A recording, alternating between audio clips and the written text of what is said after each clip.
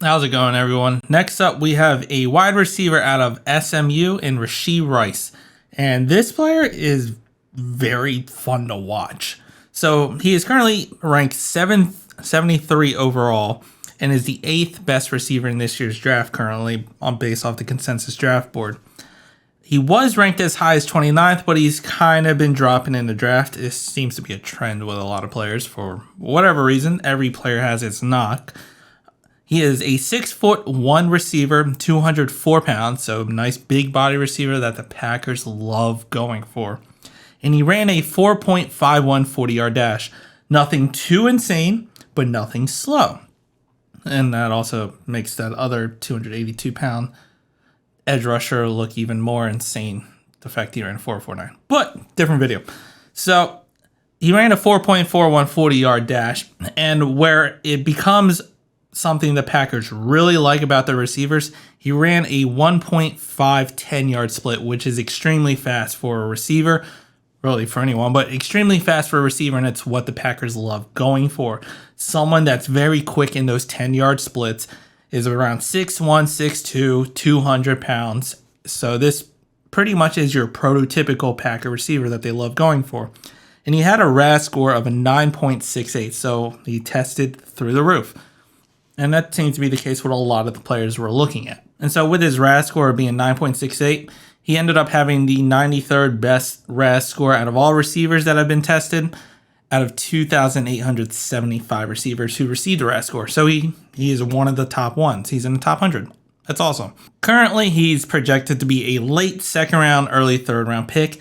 I feel like he's probably more suited towards a late second round. I don't think he should fall to the third round based off everything I've seen out of him and what I read about him. And I feel like the Packers, if he's there, depending on how many second round picks again we have, they won't let him drop to the third round. Now, for Rashee Rice collegiate career at SMU or Southern Methodist University, in case you didn't know, he had a 4-year collegiate career with them. So in his freshman year, he played 8 games, had 25 receptions for 403 yards and 1 touchdown. Then in his sophomore year, he ended up playing 10 games, had 48 receptions, 683 yards, and 5 touchdowns.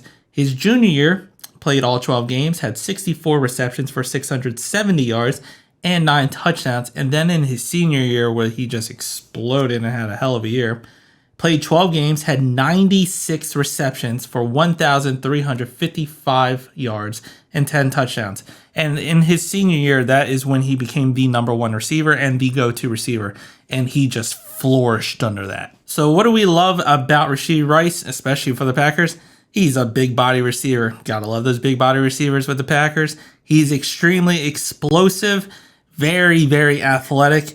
He's very good after the catch. So when you watch the tape, he's very good at getting yards after the catch, even when it's not thrown in stride.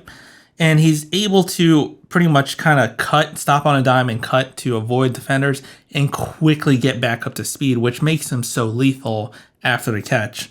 He has insane body control, great ball skills. He's able to pinpoint and wait to the last second to get to the height of the ball of the catch. And he also has late second hand, or last second hand. So pretty much he doesn't tip the cornerback or the defender that a ball is coming. He waits to the last possible second before putting his hands up to catch the ball. So he has a lot of great skill sets. He also has a very good route running. He pretty much knows most of the route tree. He's going to have to develop a little bit more as they ran a spread offense. So in the NFL, with a team that doesn't run a spread offense, where the receivers are a little bit more close and you don't have as much room between each receiver and there's less room to work with, he's going to have to develop in that sense with his route running. He has a pretty good release. He can still work on it. Once again, he worked in a spread offense, so it's a little bit different. And he is a physical receiver, which is something that we like. Want that physical receiver, especially in the blocking or yards after the catch. And he also has, and this is going to be a pro and a con, he has pretty good hands.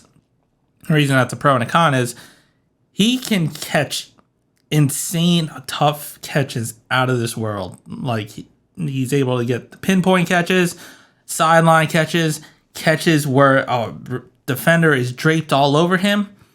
But it's a con because, and now we're moving on to what not to really like about him, is he had a lot of drops. His hands were inconsistent. So he's able to make those insane highlight catches, but then you see him drop simple catches and they're like focus catches. So he has inconsistent hands, so he's going to have to develop in that sense. He doesn't have elite speed. He ran a 4.51, so nothing super fast, but with the Packers, we have Christian Watson. We don't really need that type of receiver, and our offense isn't really going to be predicated off that. He can run in the short term, especially with that 10-yard split. He's going to be fine. He's played slot and on the outside, so he's interchangeable at either position. He does struggle against press coverage. Despite being a physical receiver, he's going to have to learn some counter moves to get off of press and become a better release in that sense. When he's not situated with press, if he's just running his route and making a cut and trying to get behind and stack behind the defender, he's really good. But when it comes to that press coverage, he struggles a bit. So he's going to have to develop in that sense. Then moving on to when he's running after the catch.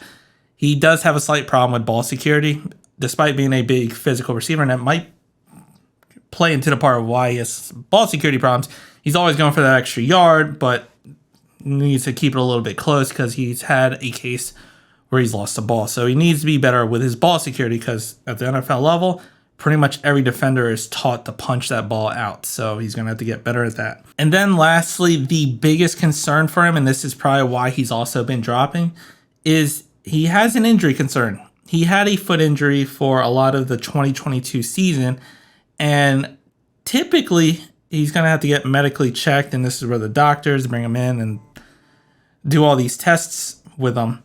Those foot injuries can be chronic, and they can pretty much linger for the entirety of his career and his life. So that's going to be a question of how bad potentially is his foot injury. Is it severely chronic?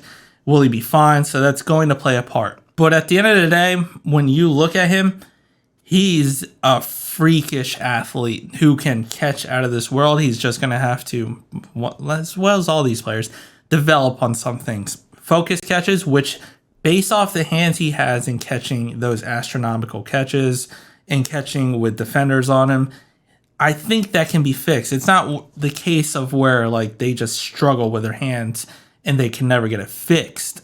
I feel like he could actually be taught and developed to catch the ball consistently. So I feel like that right there won't be a total knock if he gets into the right system and the right coaching. And he could be a very good fit for the Packers. Like, we already know who our 1 and 2 is, most likely, with Christian Watson and Romeo Doubs. So he's not going to be thrusted into the starting lineup entirely. We need some receivers. We need some more weapons for Jordan Love. And he could play the slot and kind of interchange with Samori Toure at the slot. So he gets some playing time, especially at that insanely short burst. He could strive on that. But let me know what you think down in the comments. If you liked the video, hit the like button. Subscribe to the channel. And as always, go Pack Go.